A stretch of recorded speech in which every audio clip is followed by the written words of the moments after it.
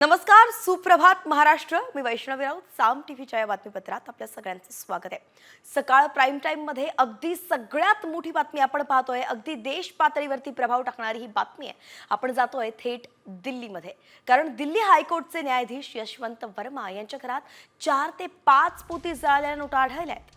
Supreme कोर्टानं नोटांचा video सुद्धा जारी केलेला आहे. यशवंत वर्माच्या घराला आग लागली होती आणि या आगीत त्यांच्या घरात जळालेल्या नोटा सापडल्याची चर्चा होती. पण अग्निशमन दलाच्या अधिकाऱ्यांनी नोटा सापडल्या नसल्याचा खुलासा केला होता आणि आता मात्र सुप्रीम कोर्टानंच आपल्या वेबसाईटवरती नोटांचा व्हिडिओ अपलोड केलाय. दरम्यान यशवंत वर्मांची अलाहाबाद कोर्टात बदली करण्यात आली आहे. शिवाय या प्रकरणी चौकशी सुरू करण्यात आलेली आहे. ही दृश्य आपण पाहतोय जिथे 4 ते 5 जळालेल्या नोटा होत्या. आपल्यासोबत प्रमोद जगताप आपले प्रतिनिधी जोडले गेले. प्रमोद, काय सांगाल, पुढची कारवाई कशी केली जाते आणि यशवंत वर्मांनी नेमकं काय जबाब दिला? वैष्णवी, आपण जर प्रामुख्याने सांगायचं झालं तर या प्रकरणाला आता नवं वळण मिळतंय असं आपल्याला एक प्रकारे म्हणता येईल. कारण ज्या पद्धतीनं होळीच्या आदल्या दिवशी न्यायमूर्ती यशवंत वर्मा यांच्या घरी नोटाचे बंडल सापडल्याचा आरोप झालेला होता, तसे व्हिज्युअल्स देखील समोर आलेले होते. त्यानंतर काल सुप्रीम कोर्टाचे मुख्य न्यायमूर्ती संजीव खन्ना यांनी या प्रकरणी त्रिसदस्यीय समिती जी आहे ती चौकशीसाठी स्थापन केली. त्यामध्ये जर आपण प्रामुख्याने सांगायचं झालं तर पंजाब आणि हरियाणाचे मुख्य न्यायमूर्ती शील नागू, हिमाचल प्रदेशचे मुख्य न्यायमूर्ती GS तंदावालिया आणि कर्नाटकचे अनुशिवरामन या तिघांचा समावेश होता. आणि न्यायमूर्तींनी स्पष्ट केलेलं होतं की हे 3 जे आहेत न्यायमूर्ती ते त्यांचा चौकशी करतील आणि अहवाल मला सादर करतील. तोपर्यंत वर्मा जे आहेत त्यांच्याकडे कुठलंही न्यायालयीन काम दिलं जाऊ नये अशा पद्धतीचे स्पष्ट आदेश न्यायमूर्तीने दिलेले होते. त्यानंतर जर प्रामुख्याने सांगायचं झालं तर एकीकडे अग्निशामक दलानं हा जरी दावा फेटाळलेला असला तरी काल जळालेल्या नोटांचे काही बंडल जे आहेत ते सुप्रीम कोर्टाच्या वेबसाईटवरती अपलोड झालेत आपल्याला बघायला मिळालेलं.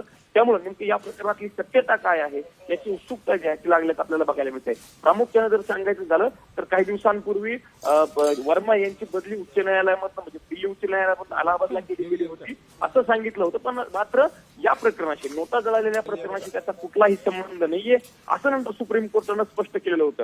त्यामुळे सुप्रीम कोर्टानं बसवलेली चौकशी, नोटांचे समोर आलेले व्हिज्युअल आणि त्यांची झालेली बदली या 3 वेगवेगळ्या घटनांमुळे वेगळ्या प्रकरणाची चर्चा जी आहे एकंदरीतच आपण पाहतोय प्रमोद की ती त्रिसत्रीय समिती आता नेमण्यात आलेली आहे आणि या प्रकरणाची चौकशी केली जाणार आहे. नेमकं पुढे काय होत आहे, या समितीच्या कारवाईतून काय समोर येत आहे आणि यावरती जे यशवंत वर्मा आहेत न्यायमूर्ती त्यांचं स्वतःचं काय म्हणणं पाहावं लागणार आहे. आपल्याकडून प्रत्येक अपडेट जाणून घेत राहू. तुर्तास धन्यवाद.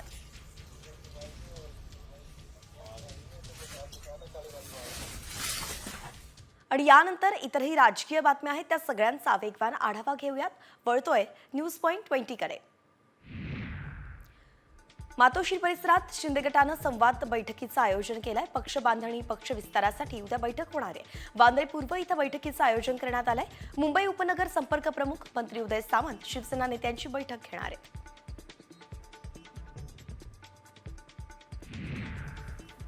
मनसेच्या गुढीपाडवा मेळाव्याला परवानगी मिळालेली आहे. दादरमधील शिवाजी पार्क मैदानावरतीच मनसेचा गुढीपाडवा मेळावा होणार. मेळाव्याच्या निमित्तानं चाबूक फिरवणार असं राज ठाकरेंनी सांगितलं होतं आणि त्यामुळे राज ठाकरे कोणाकोणाला टार्गेट करणार याकडे सगळ्यांचं लक्ष आहे. नाशिक आणि रायगड पालकमंत्रीपदावरून महायुतीत रस्सीखेच सुरूच आहे. गेल्या कित्येक दिवसांपासून पालकमंत्रीपदाची तिढा जो आहे त्याचा सुटलाच नाहीये. पालकमंत्रीपदाचा वाद मिटवायचा असेल तर RPIला मंत्रिपद द्या अशी मागणी केंद्रीय मंत्री रामदास आठवलेंनी केली आहे. तर गाव पातळीवरती मराठा सेवकांची निवड करण्यात येणार असून याची घोषणा जरांगेंनी 6 जूनला ते करणार आहेत. समाजाशी दगाफटका केला तर तुमच्या आनंदावरती विरजण टाकीन असं म्हणत मनोज जरांगेंनी सरकारला इशाराही दिला. जरांगेंनी मराठा सेवकांची पहिल्या टप्प्यातली बैठक काल घेतली आणि यावेळी ते बोलत होते. मुस्लिमांना डोळे दाखवणाऱ्यांना सोडणार नाही असा इशारा उपमुख्यमंत्री अजित पवारांनी दिलाय. 2 गटात संघर्ष करून कायदा आणि सुव्यवस्था बिघडवेल आणि हातात येईल कायदा हातात घेण्याचा प्रयत्न जर कोण करत असेल तर त्याला माफ करणार नाही असा इशाराही अजित पवारांनी दिलाय. मुंबईतील इस्लाम जिमखाना इथे पक्षातर्फे आयोजित इफ्तार पार्टी दरम्यान पवार यांनी हे वक्तव्य केलंय. ओंकार सातपुते अमानुष मारहाण प्रकरणातील दादासाहेब खिंडकर याच्या पत्नीनं जेल अधीक्षकांना पत्र लिहिलं आहे. कराडसह इतर आरोपींपासून माझ्या पतीच्या जीवाला धोका असून पतीला सीसीटीव्हीच्या निगराणीखाली ठेवा असं निवेदन अश्विनी दादासाहेब खिंडकर यांनी जेल प्रशासनाला दिलं आहे. दिशा सालियन मृत्यू प्रकरणी नारायण राणेंनी मोठा दावा केलाय. उद्धव ठाकरेंनी 2 वेळा फोन केला होता आणि या प्रकरणात आदित्यचं नाव न घेण्याची विनंती केली होती असा दावाच राणेंनी केलाय. तर या प्रकरणात करता करविता हा सचिन वाझे असल्याचा आरोप राणेंनी केलाय.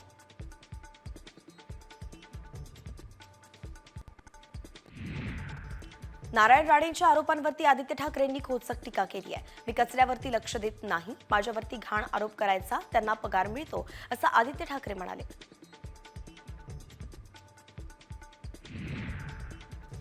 दिशा सालियनचे वडील सतीश सालियन यांनी दाखल केलेल्या याचिकेवरच्या सुनावणीची तारीख आता ठरली आहे. या संदर्भात 2 एप्रिलला सुनावणी होणार आहे. सतीश सालियन यांनी दिशाचा मृत्यू अपघाती नसून बलात्कार करून तिची हत्या केल्याचा आरोप याचिकेत केलाय.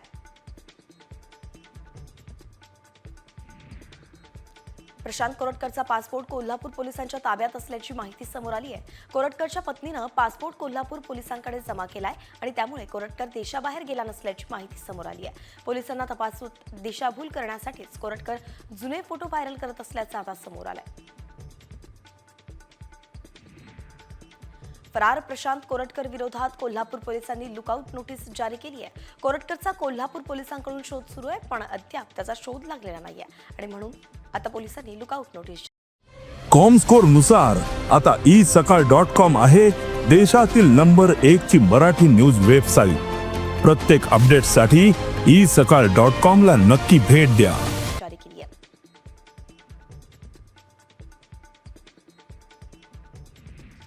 शिवरायांचा अपमान करणारा सुटता कामा नये असं इंद्रजित सावंत म्हणाले.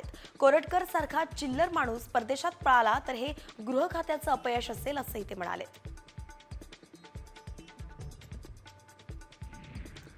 प्रशांत कोरटकर बाबत मुख्यमंत्री देवेंद्र फडणवीसांनी थेट भाष्य केलंय. कोणतीही शहानिशा न करता बातम्या चालवल्या जात आहेत आणि मी तुम्हाला सांगतो की तो कुठेही जाओ, पोलीस शोधून काढतील आणि त्याच्यावरती कारवाई करतील असं फडणवीस म्हणाले.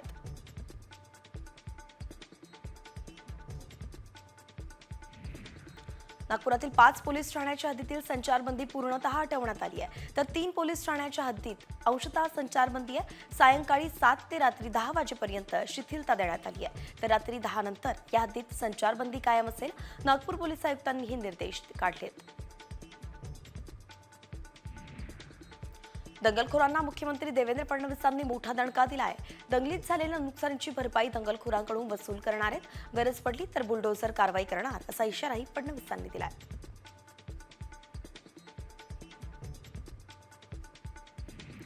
नागपूर हिंसाचारात जखमी झालेल्या एका जखमीचा उपचारादरम्यान मृत्यू झालाय. मेयो रुग्णालयात त्याच्यावरती उपचार सुरू होते.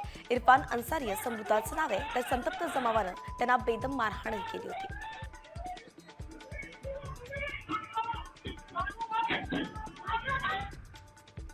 उपमुख्यमंत्री अजित पवार यांनी औरंगजेबाच्या कबरीवरून सुरू असलेल्या वादावरून नेत्यांना सुनावलंय. औरंगजेबाच्या कबरीबाबत आपण आधीच भूमिका स्पष्ट केली आहे, त्यामुळे परत मुद्दे काढू नका असं अजित पवार म्हणाले. समाजामध्ये तेढ निर्माण करण्याचं काम कोणीच करू नये असा सल्लाही पवारांनी दिलाय. छत्रपती संभाजी महाराजांच्या सन्मानार्थ औरंगजेबाची कबर हटवा अशी मागणीच बजरंग दलानं केली आहे. औरंगजेबाची कबर न हटवल्यास कारसेवेची तयारी करण्याचा इशाराही देण्यात आलाय. तसंच कबर हटवण्यासाठी बुलढाणा जिल्हाधिकारी कार्यालयासमोर आंदोलनही करण्यात आलं.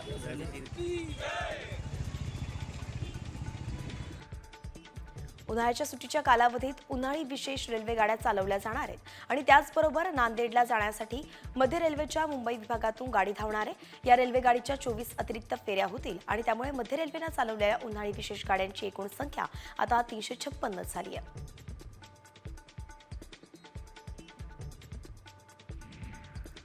मुंबईतील रस्त्यांवरती खड्डे पडलेत असं म्हणायचं धाडस कोणीच करणार नाही. जे लोक बोलतात त्यांनी मुंबईत जाऊन पाहावं असं वक्तव्य मंत्री संजय शिरसाटांनी केलंय. विधानसभेत भाजप आमदारांनी मुंबईतील खड्ड्यांवरून शिंदे गटाला घेरलं होतं.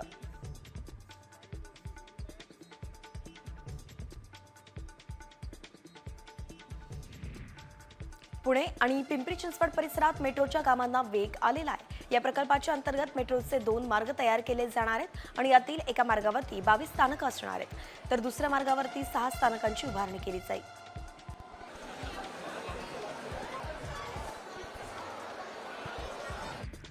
नागपूर मुंबई समृद्धी महामार्गावरून प्रवास करणाऱ्यांची संख्या वाढतीये. फेब्रुवारीमध्ये या महामार्गावरून तब्बल 10 लाख वाहनांनी प्रवास केलाय आणि यामधून सरकारला 72 कोटी रुपयांचं उत्पन्न मिळालंय. कुंभमेळ्याला गेलेल्या भाविकांनी समृद्धी महामार्गाचा वापर केल्यामुळेच वाहनांच्या संख्येतही वाढ झाली आहे.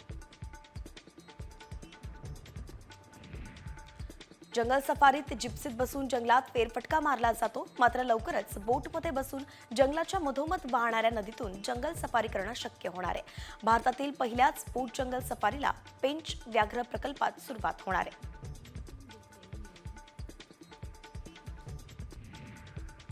अभिनेता सुशांत सिंग राजपूत प्रकरणात सीबीआयनं क्लोजर रिपोर्ट दाखल केलाय. अभिनेता सुशांत सिंगची आत्महत्याच असल्याचं सीबीआयच्या क्लोजर रिपोर्टमध्ये म्हटलंय आणि त्यामुळे आता रिया चक्रवर्तीला क्लीन चिट मिळाली आहे.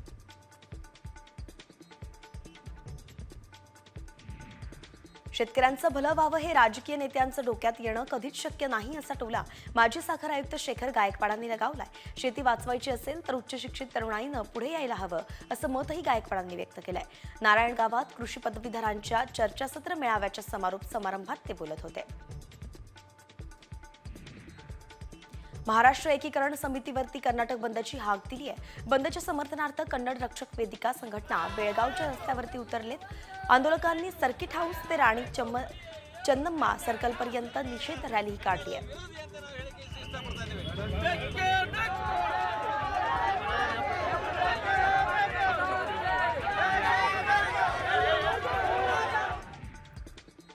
आणि यानंतर बातमी आहे पुन्हा मराठी वाद जो पेटला त्या संदर्भात.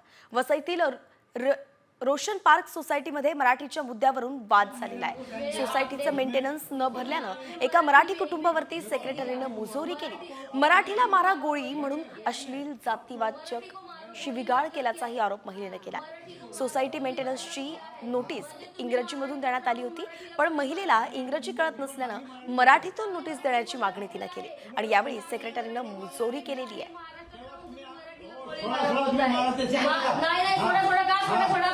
मराठीला गोळी मारणार. 3 महीना आपको दिया. 3 महीना टाइम 3 महीना आपको टाइम दिया. आपने मराठी में एक भी नोटिस नहीं दिया. मराठी क्या मराठी को मारो गोली मतलब क्या है? आपको मराठी को मारो गोली मतलब क्या है? मराठी को मारो गोली मतलब क्या है? म्हणजे तुम्ही महाराष्ट्रात राहून मराठीला गोळी मारा. मी पण चांगली मराठी बोलतोय. चांगली मराठी बोलणं वेगळं आहे. चांगली मराठी बोलणं वेगळं आहे. महाराष्ट्रात राहून तुम्ही मराठीला गोळी मारत नाही मराठीला गोळी मार. त्यांनी माझं पाणी कट केलं, त्याबद्दल मी त्यांना विचारायला गेले की तुम्ही पाणी कट का केलं, तर मला ते बोलतात तुम्हाला 3 महिन्यापासून नोटीस दिल्या. तर मी म्हटलं नोटीस मला इंग्लिशमधून आल्या, मी तुम्हाला किती वेळा सांगितलं मला इंग्लिश नाही कळत, तुम्ही मराठीमध्ये द्या. तर ते मला बोलले की मराठीमधून नाही तुम्हाला नोटीस देणार. आणि मग मी त्यांना बोलले की तुम्ही मराठीमधून का नाही नोटीस दिल्या, तर बोलतात मराठीला गोळी मारा. मला डायरेक्ट असं बोलले. तर मग मी त्यांना बोलली की तुम्ही असं कसं बोलू शकता ना, तुम्ही महाराष्ट्रात राहतात आणि मराठीला गोळी मारा असं कुठे लिहिलंय? महाराष्ट्रामध्ये राहताय तर कमीत कमी एक नोटीस तरी मला मराठीत द्या. आणि यानंतर आता 36 जिल्हे 36 रिपोर्टरकडे वळतोय. 36 जिल्ह्यांतील बातम्यांचा वेगवान आढावा घेऊयात. जळगावच्या शिवाजीनगर उड्डाणपुलावरती ट्रकवरील वाहकाचं नियंत्रण सुटल्यानं ट्रक उतारावरून वेगानं मागे गेला आणि त्यामुळे 3 रिक्षा आणि 3 दुचाकींचा चेंदामेंदा झालाय. सुदैवानं कोणतीही जीवितहानी यात झाली नाहीये, मात्र 3ही रिक्षा पूर्णतः निकामी झाल्यामुळे चालकांची प्रशासनाकडे नुकसान भरपाईची मागणी त्यांनी केली आहे.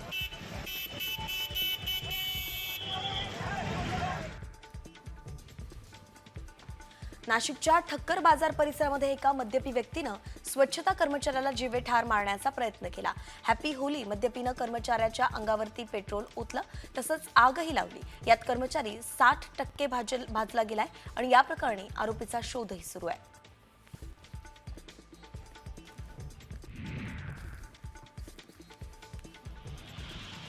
धाराशिवच्या उमरगा शहरात दादा भुसेंच्या प्रतिमेला ठाकरे गटानं दुग्धाभिषेक घातलाय. इयत्ता पहिलीपासून सरकारी शाळेत सीबीएसई अभ्यासक्रम सुरू करण्याचा निर्णय शालेय शिक्षण मंत्री दादा भुसेंनी घेतलाय आणि त्यामुळे उमरगा इथे संविधान विचार मंचनं आनंद व्यक्त केलाय.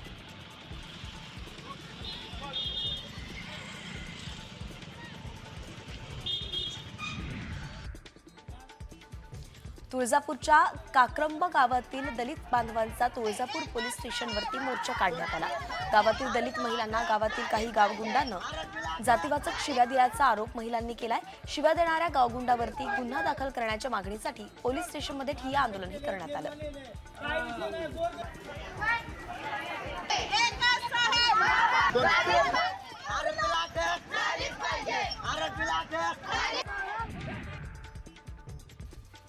बुलढाण्याच्या ज्ञानगंगा अभयारण्यातील सर्व पाणवठे आटल्यानं जंगली प्राण्यांची वणवण सुरू आहे.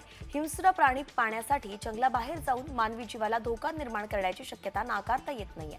असं होण्याआधीच वन विभागानं जंगलातील पाणवठ्यात पाणी टाकण्याची मागणी वन्यजीव प्राणी संघटनेनं केली आहे.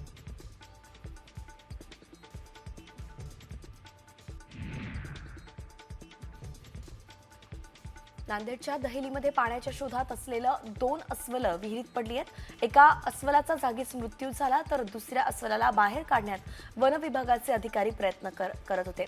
या घटनेमुळे ग्रामस्थांनी वन विभागाच्या अधिकाऱ्यांना वन्य प्राण्यांसाठी पाणवठे तयार करण्याची मागणी केली आहे.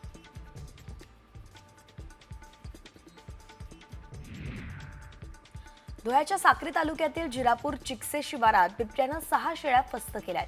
शेतकऱ्याच्या राहत्या घरावरील वाड्यामध्ये शेळ्यांवरती बिबट्यानं हल्ला केला होता आणि यात शेळ्यांचा फडशा पडला असून 3 शेळ्यांचा अद्याप थांगपत्ताच लागलेला नाहीये.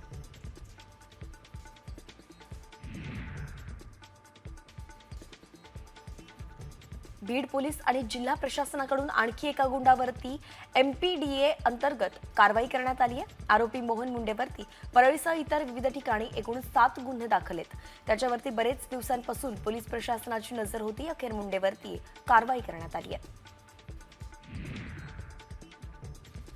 उल्हासनगरचे पालिका आयुक्त ॲक्शन मोडवरती आले. कामात हलगर्जीपणा करणाऱ्या बांधकाम विभागातील अभियंत्याचं थेट निलंबनच करण्यात आलंय. आयुक्तांच्या या कारवाईनं कामात चालढकल करणाऱ्या अधिकाऱ्यांचे धापेदळ आणले.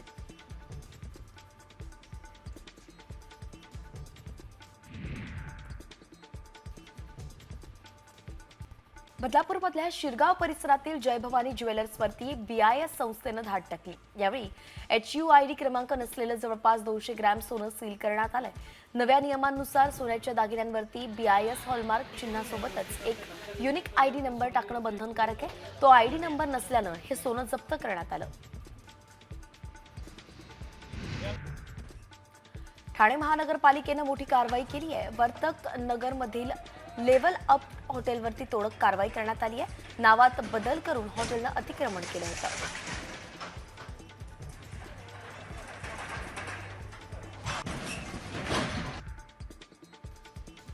वाशिम ते रिसोड राज्यमार्गावरती आसेगाव पेन गावाजवळ दुचाकीनं कारला धडक दिली आहे. या धडकेत दुचाकी चालक गंभीर जखमी झाला असून 2 जण किरकोळ जखमी झालेत. जखमींना रुग्णालयात उपचारासाठी दाखल करण्यात आलंय.